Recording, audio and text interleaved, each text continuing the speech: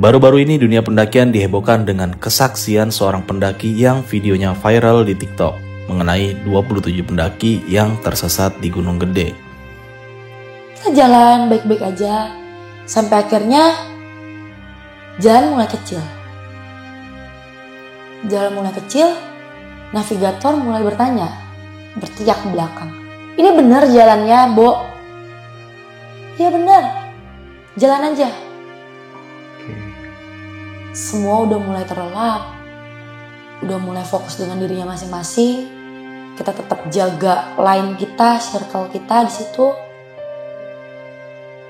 Gue kebangun sekitar jam 3 pagi atau setengah 4 pagi, Bang. Dengan kondisi suara rame, kayak tim evakuasi gitu. Tidak hanya tersesat, mereka juga harus dievakuasi. Namun, di balik semua itu, ternyata ada hal lain yang mereka alami di luar batas nalar dan semuanya begitu menyeramkan. Gue gak mau bilang kalau gunung itu tempat mistis, enggak. Justru gunung pertama yang gue daki itu menyenangkan. Tidak ada hal-hal mistis sama sekali. Tapi di Gunung Gede ini, semua yang gak pernah gue lihat, semua yang sebelumnya gak pernah terjadi di gunung sebelumnya, terjadi. Oh.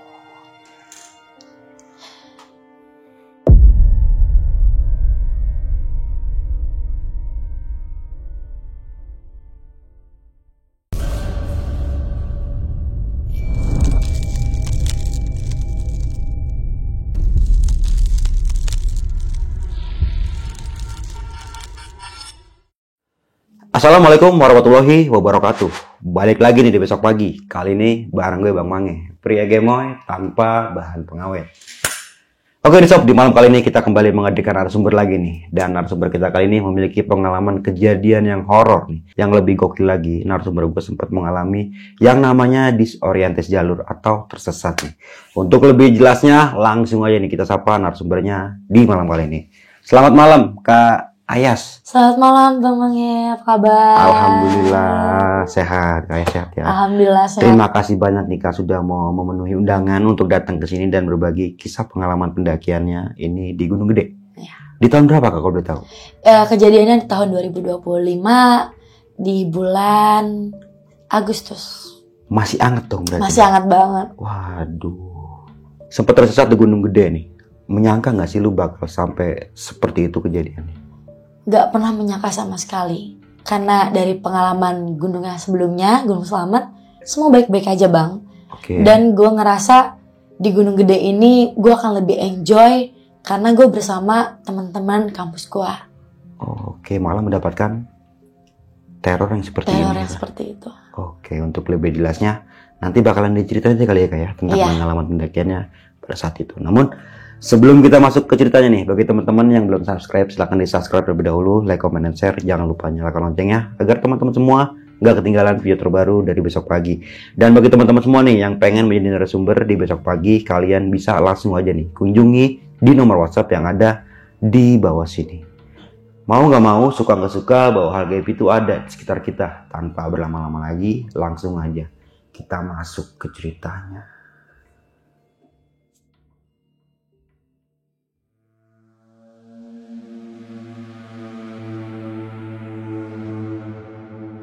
Orongannya jika tidak siap.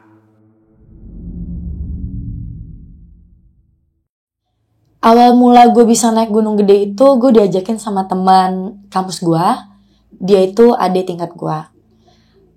Dadakan itu sekitar Hamin 3 atau Hamin 2 hari gue diajakin, Yas, mau ikut gak naik Gunung Gede gitu. Oh boleh, gue bilang kayak gitu. Kapan? Rabu, kita berangkat Selasa malam. Dari situ titik kumpulnya adalah di Bekasi. Gue lupa daerahnya apa, pokoknya di tengah-tengah antara Jakarta sama kota Bekasi. 3 diantaranya perempuan, rombongan gue. Kita saling kenal. Dan 2 perempuan lainnya itu kita baru kenal di tempat kita kumpul. 9 orangnya laki-laki. Beberapa teman kampus gue dan 1 orang itu bukan dari kampus gue. Dari kampus lain. Totalnya kita ada 14 orang. 14 orang. 14 orang.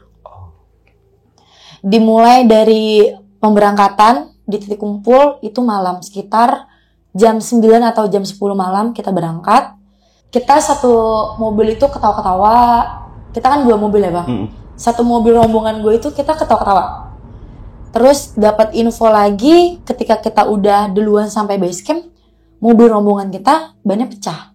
Dari situ kita nggak mikir yang aneh-aneh, kayak oh ya udah musibah karena nggak dicek atau segala macamnya. Sampai di base camp kita istirahat, tidur, ngobrol-ngobrol sebentar, sampai pagi itu sekitar jam 8 pagi kita sarapan, kita langsung berangkat menuju pos registrasi. Semua baik-baik aja, cuacanya cerah, terus teman-teman juga dalam keadaan yang sehat alhamdulillahnya semuanya 14 orang. Sampai pos registrasi kita kumpul dulu di situ untuk ngatur barisan, siapa yang jadi sweeper, siapa yang jadi navigator. Nah, dari 14 orang ini bang, nggak semuanya tuh udah berpengalaman naik gunung. Mungkin gue pribadi, gue baru pertama kali naik gunung itu selamat sebelum gue ke Gede. Terus beberapa di antara lainnya sudah sering lah bang, bisa 5 atau 6 kali. Tapi untuk yang perempuannya, itu ada yang baru pertama kali naik gunung. Dan ada juga yang gunung kedua, sama kayak gue baru naik gunung juga. Jadi untuk staminanya atau persiapannya juga setiap orang pasti kita-kita yang cewek-cewek beda-beda. Lanjut dari pos registrasi menuju pos 1, semua baik-baik aja. Kita masih ketawa-ketawa, ngobrol, lanjut pendakian. Sampai di pos 1 itu kondisinya gak terlalu rame. Bisa dihitung jari dari rombongan gue 14 orang. Dan ada 1 atau 3 orang lain dari rombongan yang lain yang kita gak kenal. Dari situ lanjut pendakian lagi ke pos 2. Masih enjoy aja bang. Kita gak ada yang kayak ngerasain aneh karena masih siang dan cuaca cukup cerah di situ. Di pos 2 kita istirahat, minum, merokok bagi yang merokok. Terus kita lanjutin perjalanan ke pos 3. Di pos 3 ini udara udah mulai dingin. Kita udah mulai makan, logistik, kita keluarin semua, teman-teman ada yang masak, ada yang nunggu di warung sambil cemil-cemil atau ngopi, merokok, sampai persiapan fisik menuju ke pos 4. Yang kita sama-sama tahu mungkin teman-teman pemula lah, pos 4 ini treknya sangat bikin dengkul getar. Oh, dari 3 ke 4 ya? Iya, 3 ke 4 treknya. Dimulai dari pos 3 ini sampai ke pos 4, semua berubah. Kenapa? Mulai dari matahari yang udah mulai terbenam, kabut yang udah mulai turun, dan gerimis dari kabut. Terus 1 orang dari rombongan kita, dari 5 cewek ini ada yang berhalangan. Dan kita awalnya nggak tahu bang. Tapi yang kita sama-sama rasakan, dia ini dari gestur, dari mimik wajah berubah. Yang tadinya semangat, ceria. Kalau capek kita tahulah wajah capek kayak gimana ya bang. Dan raut wajah menurut gue dia beda sendiri. Kayak gelisah. Terus mulai kayak gesturnya aneh yang kayak tiba-tiba lirik kanan, lirik kiri. Gak beraturan tatapan matanya. Menuju ke pos 4 ini kita sempat reda. Rehat dulu di ada warung gitu, kita rehat di situ karena udah mulai gelap. Kita pakai jas hujan yang mau pakai jaket yang anti angin segala macam di situ. Sampai menuju pos 4 lagi udah mulai gelap. Itu di situ yang tadinya barisan kita agak renggang, semuanya rapat di pos 4 itu. Terus gue udah mulai merasakan hal yang aneh. Gue gak mau bilang kalau gunung itu tempat mistis, enggak. Justru gunung pertama yang gue daki itu menyenangkan. Tidak ada hal-hal mistis sama sekali. Tapi di Gunung Gede ini, semua yang gak pernah gue lihat, semua yang sebelumnya gak pernah terjadi di gunung sebelumnya, terjadi. Sebenarnya agak merinding gue buat ceritanya. Karena gue melihat secara langsung, gue merasakan, gue mendengar. Kalau misalkan mungkin teman-teman yang ada di rumah nggak percaya, terserah kalian. Tapi ini pengalaman pribadi gue. Dan mungkin ada POV dari teman-teman gue yang lain yang kita ceritain juga. Itu ketika pendakian gue ngeliat ada sosok perempuan baju putih, rambut panjang, kayak sedang mengawasi kita, rombongan kita. Dia berpindah-pindah tempat bang, dari sudut kanan, sudut kiri, itu cepat. Tapi dia berdiri di satu tempat itu lama. Beberapa menit, tapi dia pindah dengan cepat di sudut lain, memperhatikan rombongan kita. Di situ gue nggak mau mikir kayak, ini kayaknya hantu atau apa enggak. Gue berpikir cuma, ini bayangan gue aja karena gue kecapean. Tapi semua makin meyakinkan ketika gue mendengar suara ketawa seorang perempuan. Kalau misalkan dari rombongan gue, gak mungkin. Kita semua capek. Kita semua sepanjang perjalanan udah gak ada yang ngobrol. Ngobrol cuma yang kayak, bisa berhenti sebentar gak? Kita istirahat. Ini ketawanya kencang. Itu gue gak bilang siapa-siapa. Tapi sebadan badan gue langsung diem, terpaku. Sampai akhirnya gue ngerasa ada satu dorongan di belakang gue, panas banget, kayak ada yang neken gue dari belakang. Tapi gue berusaha buat nahan itu. Gue baca bacaan yang agama gue yakini, sampai akhirnya badan gue gak kuat, los bang. Tiba-tiba persekian detik gue bersuara layaknya suara yang gue dengar. Gue bener-bener, gue bisa merasakan gue ketawa, gue bisa melihat diri gue, tapi gue tidak bisa mengontrol diri gue saat itu. Itu kejadiannya cukup cepat, persekian detik bang. Ketika gue ketawa, gue berusaha nahan, gue langsung tahan, lepas semua. Di situ gue tiba-tiba mulai ketakutan, emosi gue mulai gak kontrol, terus pikiran gue udah kalang kabut kemana-mana. Yang menurut gue hal biasa jadi bisa menyinggung gue. Padahal gue bukan tipikal orang yang mudah tersinggung, karena apalagi gue bareng sama teman-teman gue ya bang. Dari situ gue ngomong ke salah satu temen gue yang navigator, nama dia Kibo. Gue bilang ke Kibo, gue ngeliat, gue bilang kayak gitu. Dia cuma kayak sambil, udah yas, jangan diliatin. Gue nangis. Gue nangis karena gue ketakutan. Gue kayak nahan marah. Jadi gue mungkin ada kesal sama orang, tapi di rombongan gue, tapi gue tahan bang. Gue bisa mengontrol itu. Tapi saat itu gue gak bisa mengontrol sama sekali. Di dada gue penuh. Gue kayak nyimpen amarah banyak banget. Tapi kalau gue pikir secara jernih ya, ketika gue udah turun dari gunung, kayaknya gak seharusnya gue semarah itu deh dengan hal sepele itu. Tapi saat itu gue ngerasain gue marah banget bang. Gue nangis ke Kibo. Gue takut, gue kesel, gue marah.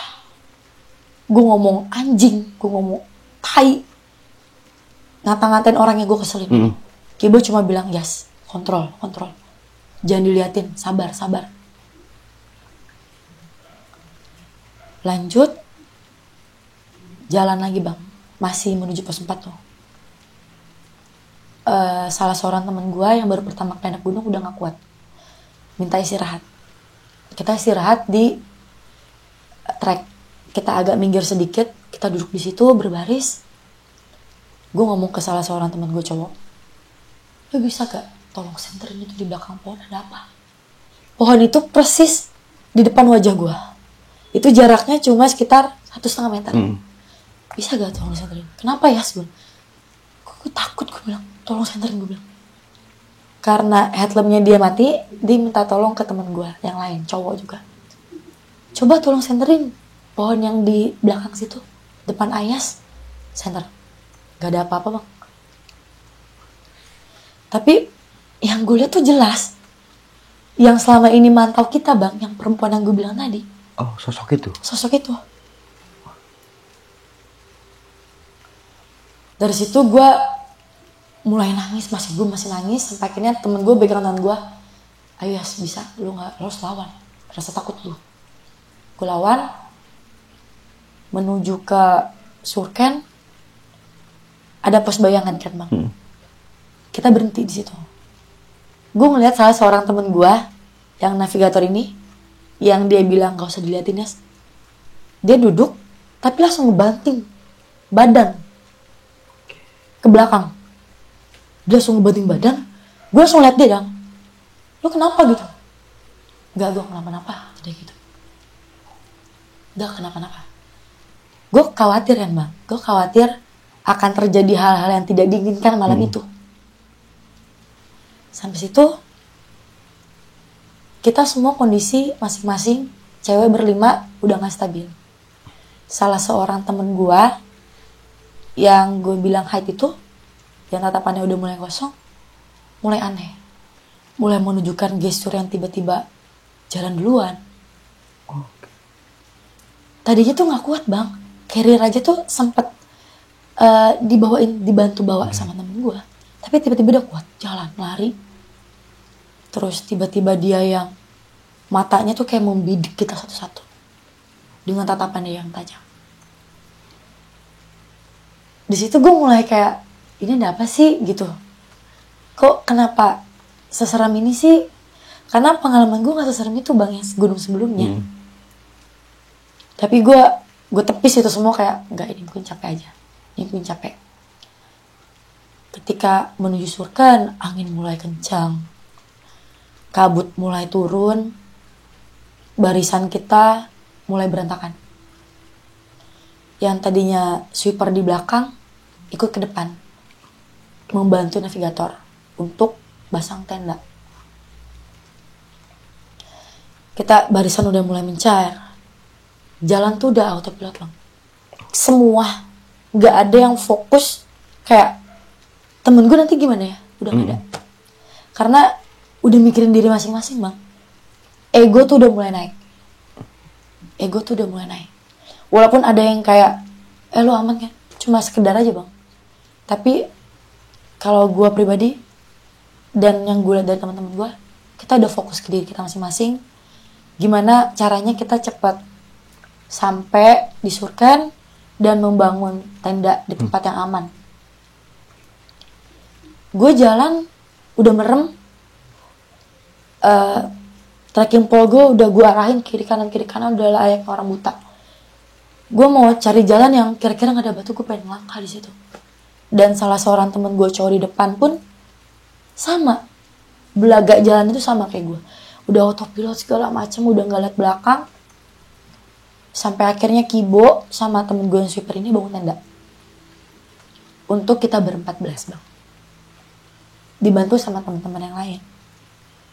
Ketika proses pembangunan tenda itu, perempuannya pada duduk di pinggir, di batu-batu gitu. Kita gak ada yang sadar, temen kita 2 ketinggalan. Yang mana tuh? Yang baru pertama kali naik gunung. Oke, cewek, yang perempuan. Iya. Sama pasangannya cowok 1. Terus teman-teman mulai bertanya, kemana si A dan B ini, yang pasangan ini? Terus salah seorang temen gue jawab, bentar, gue cek lagi ya. Tadi tuh ada di belakang gue. Sama dia dikejar. Dia balik lagi bawa headlamp, teriak-teriak, peluit segala macam. Sampai akhirnya ketemu. Mereka berdua dan salah seorang temen gue yang bantu cari itu gak banyak ngomong bang. Dateng si cewek ini dengan celutukannya, wajar lah ya dia celutuk kayak gitu bang, ngerasa ditinggalin kayak, kok lu tega sih ninggalin kita? Di situ gue mulai tertegun kayak, iya ya. Tapi apa yang bisa gue lakuin? Gue cuma bisa mikirin gimana caranya gue bisa tetap jalan di tengah-tengah kabut, terus rintik-rintik hujan, sama gelapnya Surken bang. Sampai akhirnya dia marah. Terus gue samperin, gue tepuk pundaknya, gue bilang, gue minta maaf ya, tapi harusnya lo ngomong ini gak cuma sama gue, tapi sama temen lo juga. Ada sahabatnya dia cewek, sama dia juga. Gak bisa nyalain kita doang. Dia cuma jawab, iya kak.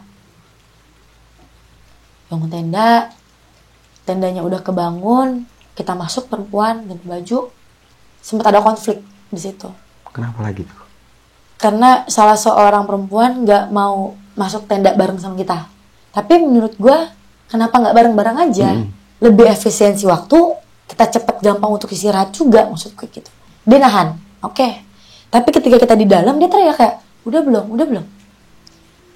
Dengan kondisi gue yang tadi awal gue bilang, amarah gue meluap-luap. Terus gue keluar tenda, gue marah-marah ke dia, Bang. Gue bilang, kalau mau lo masuk, kita bareng-bareng. Terus dia bilang, kak lo gak usah marah-marah, lo tuh capek, kita semua capek, kata dia gitu. Dengan lantang gue jawab, gue tahu kita semua capek, tapi ini bukan masalah capek, tapi lo songong dari awal. Akhirnya masuk, kita bareng-bareng. Kita istirahat, cowok-cowoknya udah masuk tenda cowok tuh ada 2, tenda ceweknya 1. Semua ketika masuk tenda, aman. Si perempuan yang gue bilang lagi haid ini, misal X lah gue bilang, Mbak X ini, dia aman bang. Dia cuma minta ditemenin buang air kecil sama temennya, yang gue bilang 2 orang perempuan kita gak kenal ini, kita baru kenalan ini. Si X ini dan si Z. Si X ini minta ditemenin. Terus aman, kita tidur, istirahat. Posisinya masih hujan bang. Hujan karena kabut, entah ditambah sama hujan yang beneran juga. Kita tuh baru bangun itu sekitar jam 8 atau jam 9 pagi. Di pagi harinya semua baik-baik aja. Ada yang ngambil air ke mata air, ada yang masak untuk sarapan, terus teman-teman yang lain juga ada yang muter-muter surken. Semua aman. Sampai akhirnya saat itu gue tahu kalau si Mr. X ini lagi halangan. Karena posisinya masih hujan, masih gerimis. Akhirnya yang summit itu cuma 9 orang. Sisanya di tenda untuk masak dan jaga tenda lah bang. Dan istirahat. 9 orang ini kita summit, semua baik-baik aja. Kita masih ketawa-ketawa, bercanda-bercanda. Kita lupa akan hal yang terjadi di malam hari saat kita menuju surken. Kita foto, kita bikin video segala macam sampai turun, semua baik-baik aja. Di tenda sebelum kita turun lagi ke bawah, kita makan, beres-beres segala macam, turun. Itu sekitar jam 3 sore. Dan menurut gue pribadi, lagi-lagi menurut gue itu terlalu sore. Menurut gue ya, yang sependek pengetahuan gue, karena gue juga masih pemula, itu terlalu sore. Karena sebelum-belumnya gue agak siang turunnya. Kita turun dari surken ke pos 4 itu semua baik-baik aja karena masih ada matahari. Sampai di pos 3 kita udah ketemu maghrib. Maghrib di pos 3. Maghrib di pos 3. Pokoknya seingat gue, entah sebelum pos 3 atau di pos 3 kita udah ketemu maghrib. Lagi-lagi itu awal dimulainya hal-hal yang kita rasain saat pendakian malam kemarin. Lagi-lagi hal-hal itu menghantui gue dan teman-teman gue yang lain. Kita semua gak ada yang cerita di trek. Kita semua nahan semuanya bang. Sampai di pos 3 terdengar suara jeritan, teriakan, keramaian di musola. Ada shelter gitu kalau nggak salah, musola yang sekarang jadi musola. Dan infonya di situ ada yang kesurupan. Ada yang kesurupan. Karena kita menjaga Mbak X ini dari hal-hal yang tidak kita inginkan, kita agak maju sedikit, turun sedikit, kayak ada warung, kita stay gitu bang. Kita stay, itu hawanya udah beda. Udah mulai mencekam. Mbak X ini udah mulai melototin kita semua. Satu persatu dari rombongan kita ber-14 dipelototin sama dia. Tatapannya tajam. Kayak seakan-akan kayak mengintimidasi bang. Kayak lu siapa? Lu ngapain? Gue ngerasa itu. Kayak ada ancaman. Kayak kita tuh memberikan ancaman gitu. Terus kita lagi makan di pos 3 malam itu. Gue senderan di tanah. Di warung itu semua pada senderan. Gue merasakan ada sosok di belakang Mbak X ini bertubuh besar bang. Kita ini ber-14 kan berbaris ya. Terus ada yang di depan juga. Tapi yang gue rasa, gue tuh agak ke pojok kanan sedikit. Ada sosok besar begini di belakang kita. Gue tuh orangnya agak sensitif bang. Oke. Tapi gue selalu menepis itu kayak enggak. Tapi ini gue ngerasain. Sampai akhirnya gue baca-baca menurut keyakinan agama gue lagi, gue makin terpojokkan di situ. Sampai akhirnya gue samperin Mbak X ini. Gue samperin, gue pegang tangannya, gue tatap matanya dia. Dia buang tatapan itu. Dia alihin matanya, gak berani natap gue lagi. Entah apa gue gak ngerti, gak paham. Sampai akhirnya gue ngerasakan ada amarah besar di belakang dia. Gue pegang kepalanya bang, bagian belakang. Gue baca-baca. Sampai akhirnya dia nepis tangan gue. Kayak kenceng bang, kayak gitu. Terus kayak temennya kayak ngomong, jangan kayak gitu.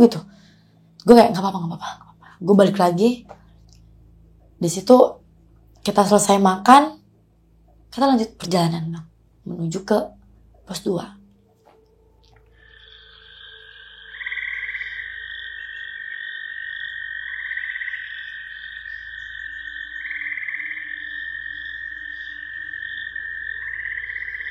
Di pos 2 ini navigatornya berubah. Udah bukan Kibo. Tapi salah seorang temen gue di depan. Kibo di belakang. Jadi sweeper sama temen gue satu lagi cowok. Kita jalan baik-baik aja. Sampai akhirnya jalan mulai kecil. Navigator mulai bertanya. Berteriak di belakang. Ini benar jalannya, Bo? Iya benar. Jalan aja. Oke. Tanpa ragu dong. Dia buka jalan, dia jalan terus. Sampai akhirnya udah mulai gak pede kali ya bang. Kalau menurut gue. Kayak udah mulai gak yakin. Tukeran, switch. Kibo di depan, dia gantian. Kalau gak salah di tengah atau di belakang bareng sama gue. Jalan. Kibo masih dengan goloknya itu untuk buka jalan. Karena semakin kita maju itu, pohon tuh makin nutup jalan bang. Kayak jarang dilaluin. Tapi menurut Kibo, itu jalan yang benar. Kita ternyata masuk ke jalur lama bang. Gue gak ngerti jalur baru, jalur lama. Yang penting kita bisa turun. Gue mempercayakan itu ke teman-teman gue yang udah berpengalaman yang nyari jalan ini. Gue menghargai mereka. Buka jalan terus Mbak X ini. Gue megangin tangannya. Gue tarik terus karena dia tuh selalu minta berhenti bang. Dia tuh tiba-tiba berhenti. Terus bikin gue kewalahan tuh tiba-tiba lari bang. Dengan kondisi dia yang lemah itu, tiba-tiba bisa lari. Sampai akhirnya gue bilang ke temen gue yang cowok, kayaknya lu aja deh yang pegang. Gue gak kuat. Peganglah sama temen gue yang cowok ini. Jalan terus. Sampai akhirnya istirahat bang. Karena di belakang kita ini, teman-teman gue yang di belakang teriak kayak, tunggu gitu. Karena semakin renggang. Kita tunggu barisan kita rapet. Jalan lagi pelan-pelan. Tiba-tiba gue nengok belakang, rombongan kita rame. Terus gue nanya kan, kok rame? Sampai akhirnya dia sampai ada rombongan lain yang ngikutin kita. Oke. Entah dari mana mereka sampai bisa tiba-tiba rapat bang sama barisan gue, sama barisan teman-teman gue. Gue lupa jumlah mereka berapa, kalau nggak salah 5, kalau nggak salah. Mereka 5 orang. Kita jalan terus. Kita banyak ketemu jalan cabang. Terus di situ kita udah istirahat yang kedua kalinya ketika rapet itu.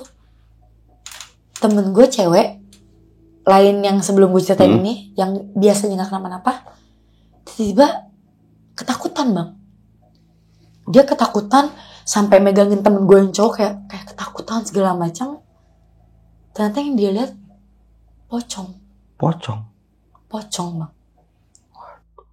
Kita nggak ada yang lihat, tapi temen gue yang sebelah gue ini yang cowok yang duduk sama gue, dia ngeliat juga. Kenapa gue bisa bilang itu? Karena setelah kita sampai di base camp, kita baru cerita bang. Apa yang kita lihat. Setelah itu diamanin, kayak ditenangin segala macam, jalan kita. Jalan itu air udah mulai menipis dari rombongan yang ngikutin gue. Karena mereka selalu berteriak kan, gue minta air dong. Terus udah gak ada air lagi. Gue punya, tapi gimana nasib temen gue nanti bang? Kalau misalkan gue kasih semua ya kan, atau gue kasih sedikit gitu, gue pakai water breather. Gue kasih ke temen gue yang baru pertama kali naik gunung, ke temen-temen gue yang lain gue tawarin. Tiba-tiba kita ketemu turunan. Turunannya itu tinggi banget, curam. Turunannya itu curam. Tiba-tiba berhenti. Kibo teriak, manggil salah seorang temen gue yang di belakang. Tak, sini, depan. Nyusul ke depan, kataunya buntu. Ada papan himbauan, Anda memasuki area something, gue lupa. Dan udah terdengar suara air. Sampai akhirnya mereka manggil gue. Yas, lo ada sinyal gak? Gak ada. Coba lu tanya yang di atas, lu naik ya, ada yang punya sinyal gak? Gue naik ke atas, ada punya sinyal gak? Ada kak, ada. Kenapa kak? Gak apa-apa. Nah itu pas nanya itu jam berapa tuh kalau boleh tahu? Itu sekitar jam 11 malam bang. Jam 11 malam? Udah jam 11 malam. Itu udah mulai jam 11 malam. Sampai akhirnya Kibo sama temen gue naik ke atas. Ngomong ke gue, Yas, lo tunggu dulu di sini ya, gue ke atas. Entah mau nyari sinyal untuk buka peta dan menghubungi yang bisa dihubungi. Tiba-tiba lagi-lagi gue merasa diawasi bang. Mbak X ini tiba-tiba ketawa yang kayak tiba-tiba senyum. Terus tiba-tiba raut wajahnya berubah lagi. Terus gue langsung samperin bang. Gue pegang tangannya. Gue bilang, kasih kita jalan. Dengan lantang gue bilang, kasih kita jalan. Kesian, kita ini bawa banyak orang. Bukan rombongan kita aja. Lo tau bang dia jawab apa? Dengan wajah datarnya dia cuma jawab, gak mau. Di sini kan enak. Dengan wajah yang datar bang, gak mau. Di sini kan enak. Di situ gue berasa dipukul sih, kayak anjir gitu. Terus gue langsung kayak, oh enggak nih. Gue langsung bercandain bang. Gue langsung bilang, gak mau. Di sini nggak ada tukang bakso. Gue bilang kayak gitu. Tiba-tiba gue ketawa kecil kan bang, karena gue berusaha buat ngejokes di tengah-tengah di tengah-tengah situasi yang mencekam itu. Tapi lu paham kalau dia itu lagi kesurupan? Gue paham bang. Oke. Karena dari yang kita naik itu kan, gue udah paham. Tapi gue berusaha gue bercandain tuh biar kayak, ayo dong, kita ini bawa banyak orang. Jangan sampai orang-orang tuh tahu kalau tuh lagi ketempelan. Orang tuh sadar. Supaya yang lain kepada panik. Iya bang, supaya tuh mereka gak ada yang panik. Sampai akhirnya dia ketawa kenceng banget bang. Kayak, sampai temen gue nanya, Yas lu kenapa? Enggak, gue gak kenapa-napa. Itu Mbak X tau. Enggak apa-apa gue bilang. Biar yang lain gak panik bang. Enggak apa-apa. Gue pegang tangannya.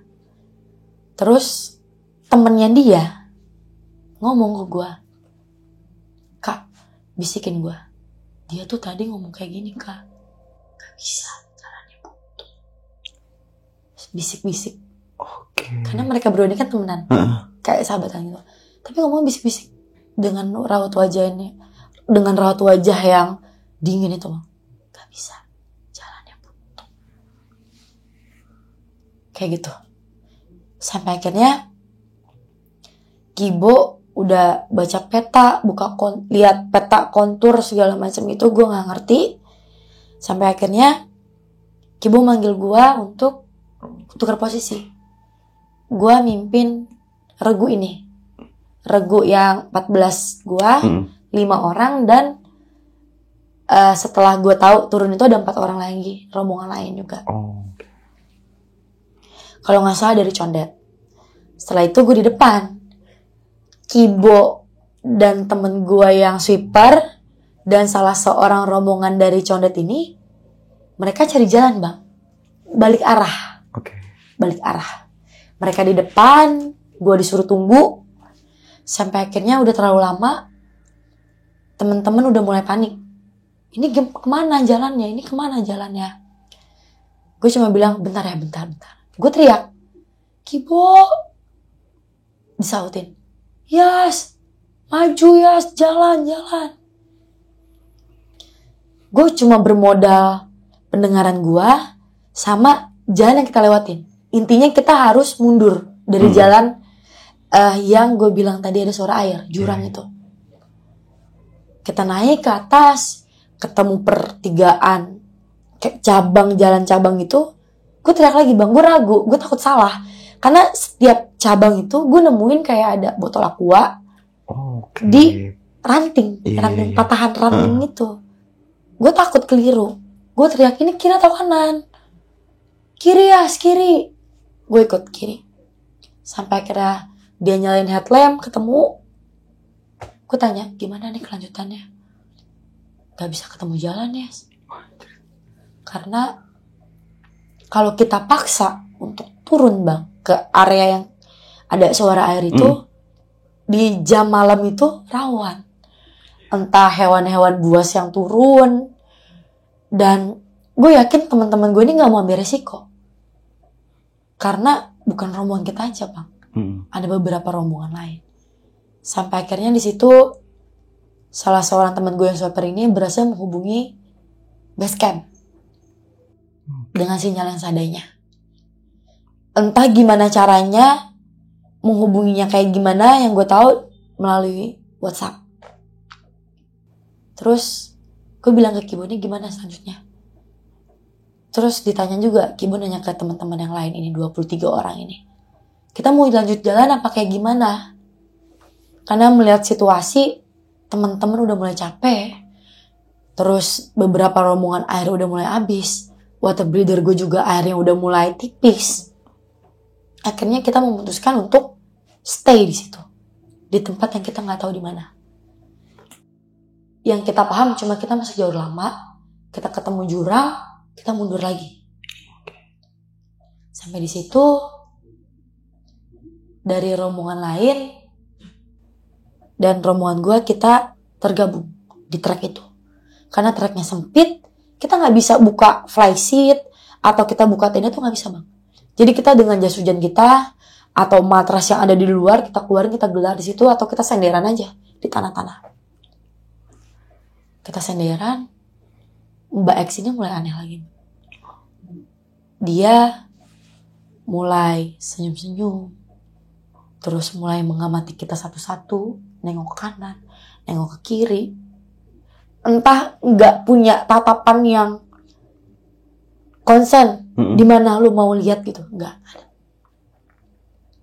Di situ kita udah mulai kedinginan, emergency blanket udah mulai kita keluarin, hand warmer kita pakai. Terus gue cuma berpikiran, kita nunggu pagi nyari jalan atau kita nunggu dievakuasi. Malam itu juga dengan rintik hujan yang udah mulai turun, dingin, lelah, rasa mencekam, rasa diawasi entah sama siapa gue gak ngerti. Yang gue tahu bukan cuma gue yang ngerasain itu, Pak. Semua dari rombongan gue atau rombongan yang lain merasakan itu. Tapi gak mungkin kita cari tempat, Bang. Sampai akhirnya semua udah mulai terlelap, udah mulai fokus dengan dirinya masing-masing.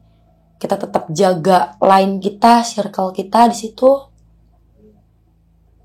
Gue kebangun sekitar jam 3 pagi atau setengah 4 pagi, Bang.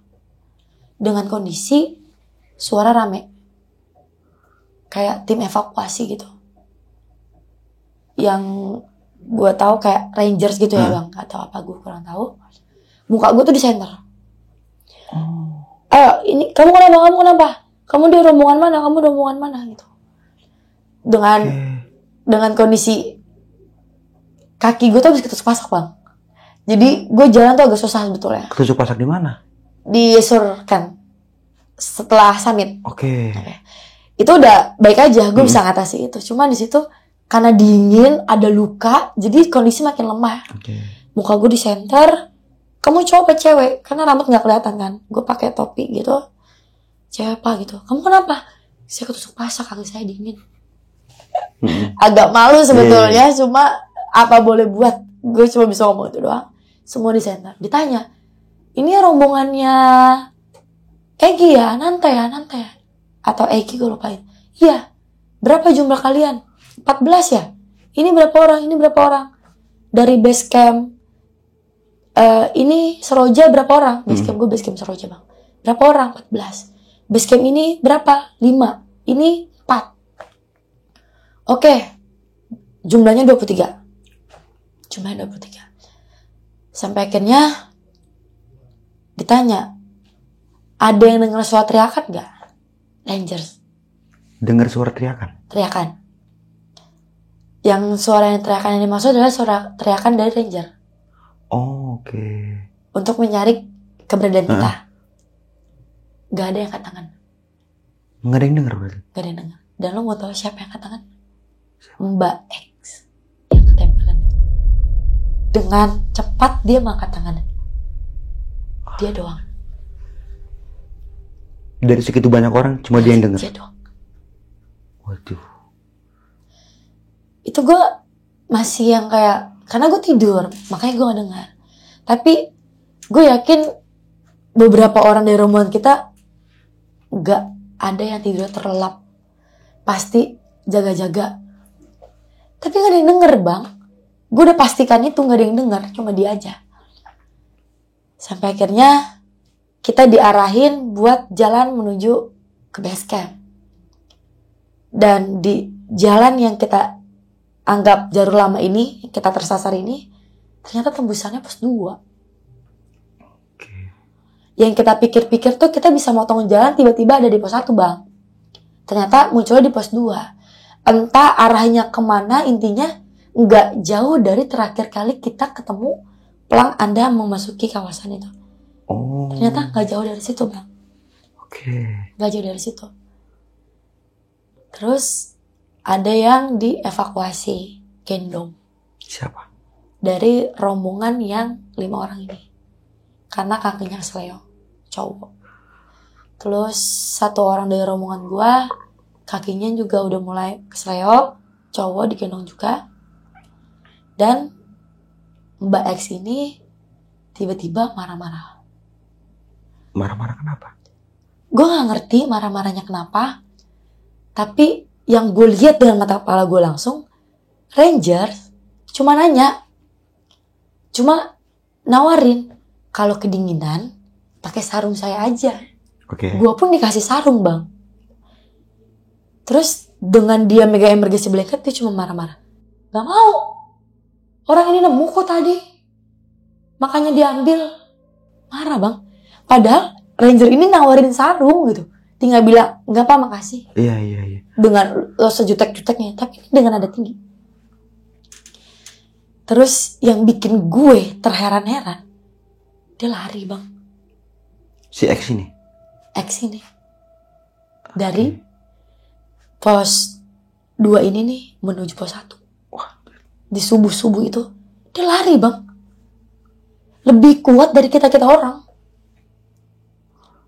Sampai akhirnya gue was-was, gue tarik tangannya. Gue bilang, lo gue pegangin. Terus karena gue gak kuat, gue serahin ke temennya dia nih yang cewek. Yang dekat sama dia ini. Dipegangin bang. Aman. Ketemulah kita di pos 1 sampai alhamdulillah. Si Mbak X ini cuma duduk kayak orang kehabisan energi. Kayak diem. Terus gue tanya, lu capek gak? Enggak sih kak, biasa aja. Lu ngerasa gak lu marah-marah? Melotot-melototin? Enggak kak. Dia cuma jawab gitu dong bang. Sampai akhirnya gue cerita ke rombongan lain yang 5 orang ini. Sampai di pos 1 kita mencar-mencar ya bang, nyari tempat nyaman untuk istirahat. Itu jam berapa tuh? Itu sekitar jam 6:30 pagi, karena matahari udah di atas, udah naik. Wajib. Itu panjang banget bang perjalanan. Sambil menunggu badan kuat, isi minum makanan kecil buat menuju base camp. Gue ngobrol sama rombongan lain dan Rangers. Ada yang aneh dari awal pendakian. Ini bukan cuma sekedar musibah aja. Yang ya semuanya emang musibah lah bang. Gue gak mau mensangkut pautin antara dia sedang high, terus dengan wanita yang kesurupan di pos 3 saat kita turun. Gue tidak mau mensangkut pautkan. Tapi yang gue rasain semua terjadi timingnya pas. Timingnya tuh selalu di momen ketika matahari tenggelam. Oh. Si Mbak X ini mulai tingkahnya aneh. Mimik wajahnya berubah. Gue cerita ke Rangers. Rangersnya cuma bilang, iya saya udah tahu kok. Dari mulai dia yang marah-marah. Yang waktu ditanya sarung itu? Iya. Oke. Terus dari rombongan lain cowok nanya, dia ketempelan kenapa kak? Dari pos berapa? Gue gak bilang dia dari pos berapa ketempelannya, tapi yang gue kasih tahu dari awal kita naik, ketika matahari udah mulai tenggelam, di situ mulai hal-hal aneh, tingkah aneh mulai keluar dari tubuhnya dia. Hal yang gak biasanya dia lakuin, yang tadinya tubuhnya dia lemah, tiba-tiba kuat bisa lari, tiba-tiba marah, tiba-tiba kayak natap kita tuh kayak membidik satu-satu gitu bang. Kita semua merasa diawasi sama dia. Sampai turun di base camp tepat pukul 9 pagi. Jam 9 pagi? Baru sampai base camp? Iya. Gokil. Jam 9 pagi. Itu ketika sampai base camp, yang gue cari tuh air minum. Gue pengen minum, gue mau mandi, gue mau ngebersihin badan gue, intinya biar ringan gitu bang. Gue nyampe base camp, kita semua rapihin diri kita lah, bersih-bersih lah, masing-masing sibuk masing-masing. Kita istirahat, rebahan, tiduran sambil menunggu zuhur, makan siang di base camp. Mulai kita ngobrol bang. bersama 14 orang rombongan gue. Apa yang lu rasain? Kibo cuma ketawa-ketawa bang. Kibo cuma kayak, udah biasa gue ketemu Ultraman. Jadi yang dia lihat tubuh besar ataupun apapun hal-hal yang di luar daripada kendali kita itu, dia nyebutnya Ultraman bang, hal-hal yang mistis kayak gitu. Terus gue bilang, kok Ultraman? Ya pokoknya Ultraman, kata dia gitu, yang gede-gede kayak gitu. Itu udah biasa ya. Sepanjang jalan ketika gue buka jalur, gue lihat nyebrang, lari, ngeliatin kita. Cuma gue diam. Karena semakin gue takut, semakin gue menyadari keberadaan mereka, makin senang. Makin diganggu kita bang. Dan semua POV dari gue, Kibo, Ananta, dan teman-teman gue yang lain, beberapa sama. Beberapa tuh kejadiannya di waktu yang sama. Dan semua merasa diamati. Sampailah waktu dimana kita tanya ke Mr. X ini. Lu sadar gak lu lari-larian? Enggak kak. Dan lagi-lagi dia jawab enggak. Lu sadar gak lu marah-marah, lu melototin segala macam? Enggak. Jawabannya deh. Padahal kita semua ber-13 sadar apa yang dia lakuin bang. Tingkahnya dia, mimik wajahnya dia, apa yang dia ucapin. Terus apa yang lo rasain sama pendakian? Ketika matahari udah gak ada, gue bilang gitu. Gue cuma ngerasa kita jalan bareng-bareng. Terus gue lari-larian. Cuma itu yang dia ingat? Cuma itu yang dia ingat bang. Sampai situ kita pulang ke Jakarta. Pulang ke Jakarta, semua udah gak ada yang bahasan hal-hal itu lagi. Semua berhenti ketika di base camp. Setelah pulang udah gak ada cerita-cerita lagi berarti? Udah gak ada cerita. Lupain masalah-masalah seperti itu? Udah dilupain semuanya.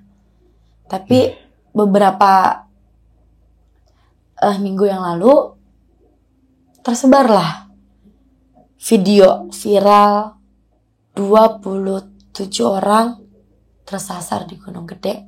Oke. Itu lewat FYP gua. Berarti salah satu rombongan itu yang namanya si Emon bukan sih? Nah, iya, Emon. Itu yang rombongan tiba-tiba masuk ke lu? Iya, tiba-tiba yang masuk di rombongan. Nyambung ceritanya ternyata ya. Gue langsung komen di postingannya dia saat itu bang, karena viewersnya udah mulai banyak. Gue komen, gue lupa gue komen apa intinya, sampai akhirnya kita berkomunikasi. Dan gue baru sadar ternyata dia orang yang gue kasih tahu di pos 1. Yang kita kumpul sama ranger itu, dia yang gue kasih tahu kalau misalkan temen gue udah ketempelan. Sampai akhirnya dia cerita ke gue, agak mundur sedikit bang, saat ada rangers yang bilang angkat tangan itu, siapa yang dengar? Ternyata si Emon ini gak tiduran. Emon tuh memperhatikan sekitar. Dan betul aja, Mbak X ini lagi-lagi memperlihatkan tingkah anehnya. Dia gak tidur, dia cuma memeluk dengkulnya, dia lihat lagi sambil lirik kanan, lirik kiri, kayak mengamati kita semua. Gitu.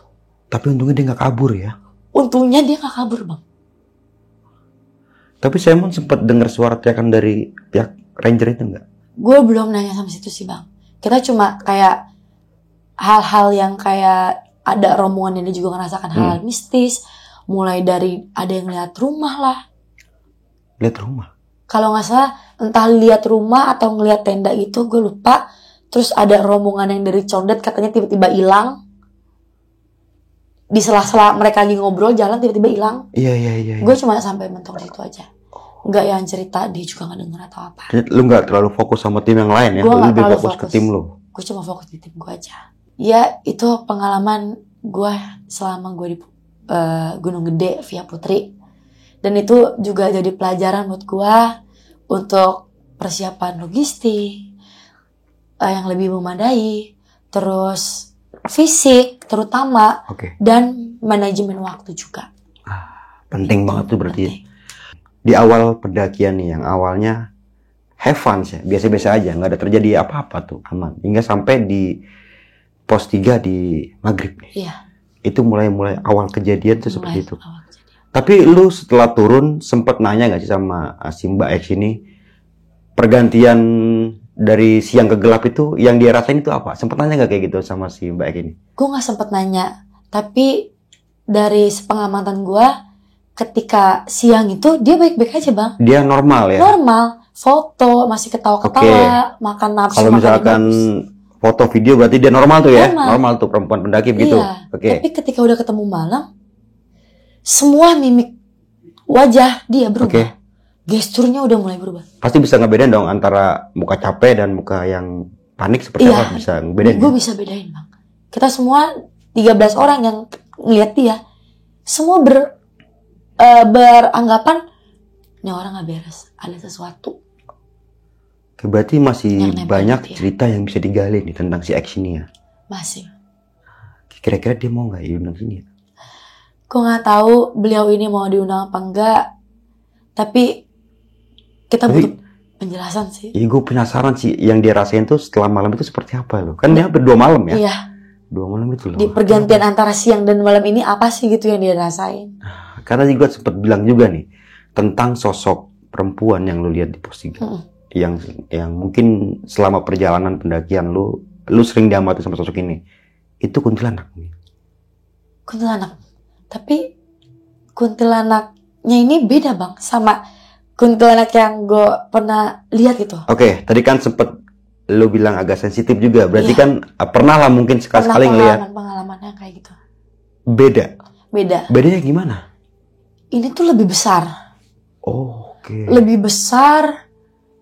Kayak badannya tuh kayak lebih besar lah bang. Kayak sepohon-pohon gitu bang. Hampir tubuhnya tuh hampir mengenai ujung pohon gitu. Gue sampai bisa ngelihat kayak tangannya gitu tuh ya? nengak. Tapi sampai ngeliat mukanya jelas. Enggak. Karena makhluk-makhluk kayak gitu kan di mata kita nih kayak ops gitu kan bang. Kayak patuan cahaya-cahaya gitu. Tapi entah imajinasi gue yang terlalu jauh, tapi yang gue rasain selama perjalanan itu, dia adalah sosok perempuan yang besar. Terus memiliki tubuhnya tuh tangannya sangat besar. Terus berpindah-pindah tempat cepat bang. Tapi ketika dia berpindah tempat, nggak langsung pindah. Dia berhenti, mengamati, berhenti lagi cepat. Oh, kayak dari sini diem dulu ke sana gitu, pindah lagi gitu. Tapi cepat perpindahannya gitu. Dan lu ngerasain gitu? Gue ngerasain. Dan ini bukan cuma lu doang, hampir semuanya yang ngerasain. Bukan cuma gue doang. Bahkan temen gue yang gue minta untuk center, dia pun melihat. Nah, apa yang lu rasain nih pada saat lu disorientasi jalur atau tersesat? Yang gue rasain, tentunya karena badan yang capek ya bang, lelah, dingin. Gue cuma ngerasa lagi-lagi ada yang merhatiin kita bang. Terus pikiran gue tuh cuma 2. Kita nunggu pagi nyari jalan untuk pulang, atau kita tunggu sampai dievakuasi. Pahit-pahitnya. Dan ternyata dievakuasi. Sempet kepikiran juga nggak bakalan terjadi sesuatu yang seperti itu? Gue gak pernah kepikiran bang sebelumnya akan terjadi hal seperti ini. Karena dari pendakian sebelumnya fun-fun aja. Semua berjalan dengan baik. Sampai ke pendakian kedua di Gunung Gede ini pun semua saat terang baik-baik aja. Tapi ketika udah malam semuanya berubah. Gue gak pernah sampai kepikiran sampai situ. Sempat kapok gak buat naik gunung lagi? Jujur gue gak kapok. Justru walaupun lu dapat pengalaman seperti itu? Iya, gue gak kapok. Karena 2 minggu setelah gue dari Gede, gue langsung ke Sindoro. Wajib. Karena menurut gue gunung itu.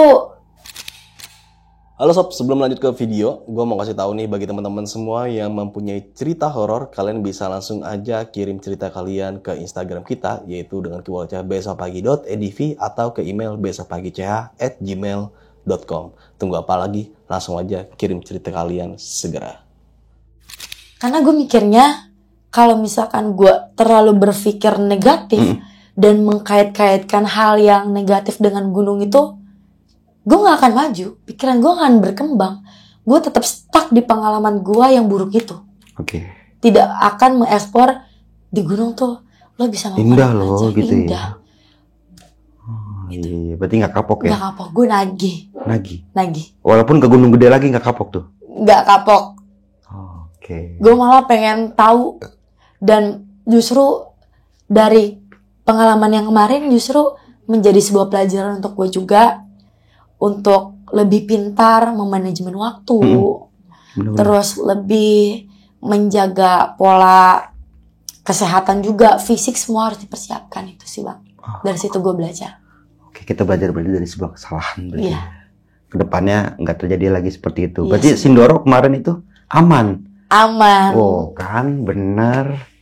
Nggak semua gunung itu menyeramkan berarti. Nggak semua gunung itu menyeramkan. Tergantung Mungkin pikiran kita aja. iya, tergantung pikiran kita aja. Mungkin memang itu kita nggak ada yang sadar lagi malam Jumat juga. Oke. Terus gue tidak mau mengkait-kaitkan dengan yang menstruasi segala macam. Pure ini musibah, kita nggak ada yang tahu. Allahu alam, jalannya udah kayak gini. Mau kayak gimana lagi, kita cuma bisa memperbaiki. Selain mendaki gunung, ada aktivitas apa lagi tuh Kak? Selain mendaki gunung, gue aktif di komunitas sepatu roda, Oke. inline skate. Terus gue juga aktif di aksi Kamisan. Aksi Kamis. Aksi Kamisan setiap hari Kamis di depan istana. Terkait dengan pelanggaran-pelanggaran HAM. Oke. Dan isu-isu sosial yang lainnya. Berarti ada kaitannya nih sama tentang pembangunan geothermal yang ada di Gunung Gede. Nah, menurut tuh gimana tuh Kak? Gue sangat menolak tentunya. Kenapa? Karena menurut gue Gunung Gede bagi mereka adalah proyek gede. Oke, bagi yang membuat proyek itu ya? Membuat proyek gitu. Oke. Tapi bagi kita semua yang pencinta gunung, Gunung Gede adalah gunung gede, bukan proyek gede. Jadi patut untuk kita jaga lingkungannya, terutama masih berada di lingkungan masyarakat yang sumber penghasilannya, Dari situ. pertaniannya semua dari situ, Bang. Iya benar. Masa kita tega mengesampingkan kepentingan masyarakat banyak demi sebuah proyek Demi kantong kantong pribadi. pribadi. Wah, gue suka ada kayak gini deh berarti ini. Itu yang gue sempat bilang, bagi mereka ini proyek gede, bukan gunung gede. Dan semoga cerita di malam kali ini bisa bermanfaat nih dan dijadikan pelajaran buat teman-teman semua yang mendengarkan ceritanya. Dan Kak Yas nih kan sempat tadi ngomong ya, sempat viral juga nih video. Iya, Ada bukti dokumentasi pas tersesatnya. ada. Oke, nanti kita minta boleh ya? Boleh. Atau mungkin mau langsung lihat di TikTok apa tuh? TikToknya ada dari rombongan yang 5 orang ini sih Kak. Nanti Oke. dari Emon itu. Oke. Semua dokumentasinya ada di situ. Ada guanya juga dan teman-teman gue yang lain. Oke. Nanti untuk Kak Banat kirim-kirim aja foto. Oke. Oke, Kak, sebelum mengakhiri video kali ini mungkin punya kesan-pesan nih buat teman-teman yang mendengarkan ceritanya di malam kali ini. Pesannya mungkin cuma sedikit untuk teman-teman yang baru mau naik gunung dan pemula kayak gue juga, lebih dipersiapkan lagi fisiknya, terus jauhin deh pikiran-pikiran negatif selama kita ada di gunung, karena apa yang kita pikirin itu yang akan kita lewatin semua. Jadi kita harus berpikir happy, senang, yang happy aja lah pokoknya, dan lebih dijaga manajemen waktunya lagi. Oke, dan juga melakukan pendakian dengan orang yang berpengalaman. Betul. Safety dalam melakukan pendakian. Dan yang terakhir nih, yang poin lebih penting banget nih, bahwa sampahmu kembali turun. Oke, mungkin itu aja nih dari gua Bang Mange, kurang lebihnya mohon maaf. Sampai jumpa di video-video selanjutnya. Assalamualaikum warahmatullahi wabarakatuh.